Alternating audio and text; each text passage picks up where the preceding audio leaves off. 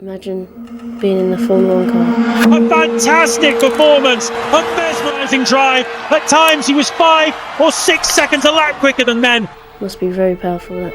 What if I told you that Lewis Hamilton's parents splitting when he was just 2 had everything to do with creating Formula One's most ruthless champion? That one-life event set off a chain reaction. From Lewis Hamilton. Dream comes true. The race, and that's a big Championship is slipping away. Lewis Hamilton is a fire. We'll come back next year, and if we don't win 2015, the rematch. Here we go again. World champion Lewis Hamilton. For the first time this season, we've seen the 2 Mercedes drivers coming together. And he's crashed into his team. Is it going to be an 8th World Championship for Lewis Hamilton? Lewis Hamilton wins the British Grand Prix.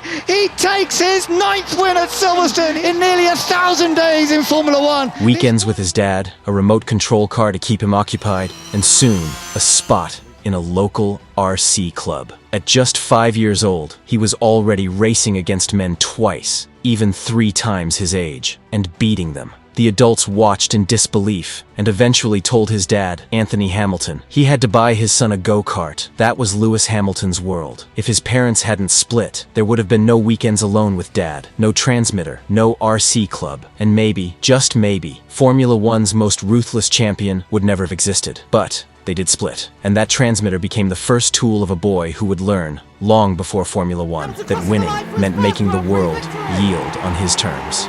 Lewis Carl Davidson Hamilton was born in 1985 in Stevenage, England. When he was just 2, his parents split. My parents were split when I was 2, so on the weekends I spent with my dad. And my dad was a tough dad. He spent most of his early years with his mother, Carmen, and his 2 half-sisters. Then, at around 12 years old, Lewis moved in with his father, Anthony, who became the driving force behind his racing dream. Anthony was relentless. He worked multiple jobs, an IT contractor by day, taking on night shifts, even taking odd jobs. One of them was dishwashing, and one of them was putting up signboards for a local estate agent, which didn't pay much, but it all helped. Just to keep his son on the track. He doubled as Lewis's mechanic, mentor, and manager. The first kart he bought for Lewis wasn't shiny or new. It was a battered 10-year-old machine that Anthony stripped down and rebuilt in their garage until it looked... in the garage working on the car till 2 a.m.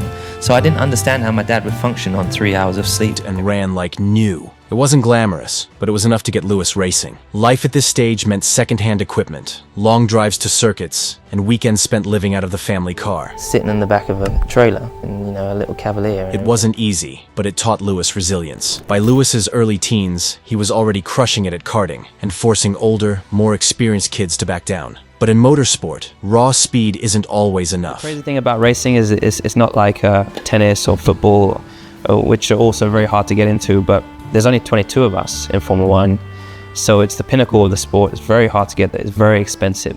Money decides who stays and who disappears, and many promising drivers never make it past the junior ranks due to this reason. Hamilton nearly hit that wall too, until a fateful meeting at age 10 changed everything. At a motorsport awards function, a 10-year-old Lewis Hamilton in a small black suit worked up the courage to approach McLaren boss Ron Dennis. He famously told him, "Hi, I'm Lewis Hamilton. I won the British Championship, and one day, I want to be racing your cars." He is still quite young, but he is very focused and very confident.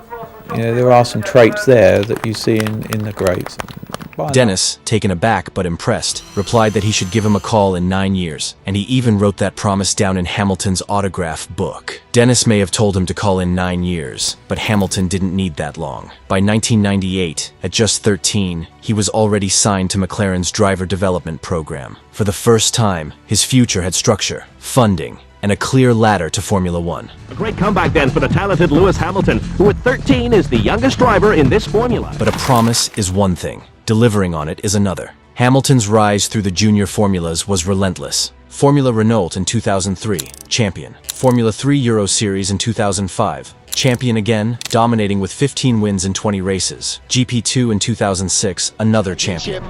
From Lewis Hamilton, what a stunning race. All right. His season included a dazzling win at Monaco. In 2 different series here on the streets of Monaco for Lewis Hamilton. The sport's most iconic and demanding street circuit, and a legendary Istanbul comeback, where he spun early, dropped to 19th, and charged back to 2nd with a series of overtakes.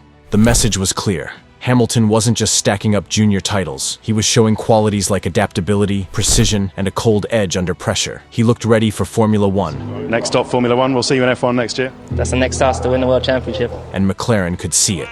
The 2007 Formula One World Championship will be go! Most rookies spend years learning the ropes, but not Lewis Hamilton. His first season in 2007 remains one of the most explosive debuts in F1 history. A wonderful podium for the new rising star of British motorsport. 9 consecutive podiums from his very first race, 4 wins, and a title challenge that went to the very last round. Hamilton comes through in second place. What a fabulous performance by him. But this wasn't just a fairy tale. Inside McLaren, the atmosphere was toxic. Fernando Alonso, the reigning double world champion, didn't take kindly to being matched, and often beaten, by a rookie. The season boiled over at Hungary, when Alonso deliberately held Hamilton in the pit box during qualifying. Putting you in a dominant position, very difficult circuit to overtake. But he's definitely putting the harder tyres on. There's Lewis Hamilton queuing up behind him. And have they raised the lollipop to let Alonso out? Yep, they want him out of there. Now Alonso's not getting on with it. Only 1:40 to go. Is he blocking Hamilton here? Is that a bit of a tactic within the team there to give Hamilton a bit of a headache? The stewards penalized Alonso, tensions escalated, and the garage split down the middle. Amid the chaos, Hamilton missed the title by a single point to Kimi Räikkönen. To come so close as a rookie, almost winning the championship in your first F1 season, only to see it slip away in the final race, was heartbreaking. But it made one thing clear. Hamilton wasn't in Formula One to learn. He was there to conquer. It's been a fantastic year. We lost it by 1 point. We'll come back next year, and if we don't win it next year, we'll win it the year after. But one thing's for sure, Lewis Hamilton is here to stay. And just 1 year later, the childhood dream would come true. Hamilton's 2008 season was full of drama. A masterclass win in the rain at Monaco. And Lewis Hamilton wins the Monaco Grand Prix. A crushing victory at Silverstone by 68 seconds. At Silverstone, Lewis Hamilton wins the British Grand Prix. And controversy at Spa when a penalty stripped him of a win. But everything came down to Interlagos. And the championship is slipping away from Lewis Hamilton. Final lap. Rain pouring. Felipe Massa wins the race and thinks he's the champion. Of 2008. Then, in the final corners, Hamilton overtakes Timo Glock. Oh my goodness me! Hamilton's back in position again! 100,000. Who's struggling on slick tires to grab 5th place. He's going to claim 5th place, which is all he needs to do. By a single point, at just 23 years old. World champion, Lewis Hamilton. Lewis Hamilton became the youngest world champion in Formula One history. One never stands still. And by 2009, McLaren had slipped behind. Hamilton still snatched wins when the car led him. But frustration built as mistakes, penalties, Lewis was deemed responsible and handed a drive-through penalty. And reliability issues piled up. There were flashes of genius, of course, like his charge to victory in China 2011 and his bold pass on Vettel to win in Austin 2012. But the bigger picture was clear. McLaren no longer looked like a team that could take him back to the top. Away from the track, Hamilton's volatility made headlines. In 2012 at Spa, he even posted a photo of confidential McLaren telemetry on Twitter, then deleted it on the team's orders. By season's end, his patience was running out. The moment for a career-defining gamble had arrived. When Hamilton announced he was leaving McLaren for Mercedes, the paddock was stunned. Why abandon a team with decades of history and regular wins for a midfield outfit, with just a single victory since its 2010 return? To many, it looked like career suicide. But Mercedes had something nobody else did, a long-range plan for the new 2014 hybrid rules. Ross Brawn spelled it out. 2013 would be a transition year, but once the new regulations arrived in 2014, Mercedes expected to dominate. Hamilton heard them out, measured the risk, and decided to jump. What seemed reckless in the moment turned out to be the masterstroke of his career. Hamilton's first 3 years at Mercedes weren't just about winning, they were about war. Time this season, we've seen the two Mercedes drivers coming together. Nico Rosberg, his Mercedes teammate and once his karting buddy, turned into his fiercest rival. And Hamilton's had a massive crash, and he's crashed into his teammate. And their battles defined an era. Nico hit me. Nico's hit me. Copy that, Lewis. In 2014, Hamilton and Rosberg went head-to-head in equal machinery. Hamilton won 11 races. Rosberg took 5, but a clash at Spa see that, Lewis. And suspicion in Monaco. Wanders around that big bump. Oh, that's too deep. That's too deep. And that's Rosberg's qualifying over and done with. He's on provisional pole. Left deep scars. Hamilton is not a happy man. That is for sure. Hamilton emerged champion. Lewis Hamilton comes around the final corner. It's not Rosberg, it's Lewis Hamilton, champion of the world in 2014. But the friendship was gone. 2015, the rematch. Here we go again. In 2015, Hamilton raised the bar again. 10 wins to Rosberg's 6. Hamilton round the final corner. Hamilton clinching his 3rd title with races to spare. And he is now a 3-time world champion, Lewis Hamilton. Yet the rivalry simmered, Rosberg growing more determined each year. By 2016, the tables finally turned. Hamilton won 10 races to Rosberg's 9, but consistency was everything. Rosberg kept racking up podiums and points, while Hamilton's engine failure in Malaysia cost him dearly. Of that Mercedes car, his engine has blown, and his chances of winning the Malaysia Grand Prix with it. By the time they reached Abu Dhabi, Rosberg only needed 2nd place to clinch the championship title. Hamilton tried everything, even backing Rosberg into the pack, but Rosberg finished P2 and sealed the championship by just 5 points. Yes! World champion! Brilliant! Mentally and emotionally exhausted by the fight with Hamilton, and so relieved to finally achieve his dream, that he stunned the world by retiring just days later. I've decided to end my Formula 1 career. Hamilton lost the title, but came out of the rivalry sharper, colder, and more ruthless than ever. With Rosberg gone, Hamilton reached new heights. From 2017 to 2020, Hamilton won 4 straight titles. Champion!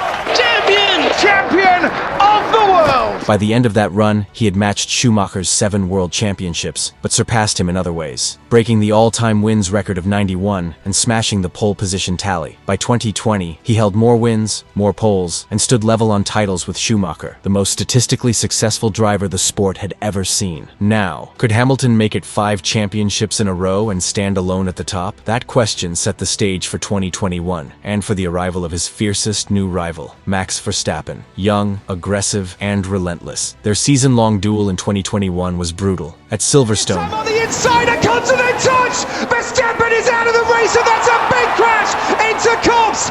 Lewis Hamilton collided with Verstappen at Copse and was hit with a 10-second penalty for causing the crash. Even then, he clawed back the deficit and snatched victory. He wins the British Grand Prix!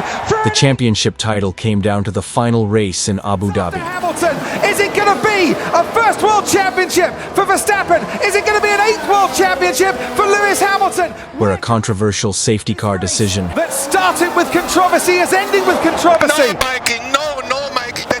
Handed Verstappen the championship on the last lap. Max Verstappen, for the first time ever, is champion of the world! For Hamilton, it was crushing. Then came the new regulations in 2022 that left Mercedes struggling with bouncing cars and inconsistency. For the first time in his career, Hamilton went an entire season without a win. Critics whispered that the sport had moved on, but Hamilton remained patient and kept grinding. And then, at Silverstone in 2024, the drought finally ended. Hamilton crossed the line for his 9th British Grand Prix win. Lewis Hamilton wins the British Grand Prix! He takes his 9th win at Silverstone, his 1st win in nearly 1,000 days in Formula 1. The most by any driver at a single circuit. 3 years without victory, finally broken on home soil. Then for the final twist, Ferrari announced Hamilton would join them in 2025. It stunned the F1 world. At nearly 40 years old, why leave Mercedes? Why risk tarnishing his legacy? The answer is simple. Hamilton has always been ruthless in his choices. From leaving McLaren for Mercedes to now joining Ferrari, he's always chosen the path of risk and the chance of reward. Will Ferrari deliver him an 8th title? Nobody knows. What we do know is Hamilton has never been content to settle, and that's precisely what keeps him dangerous.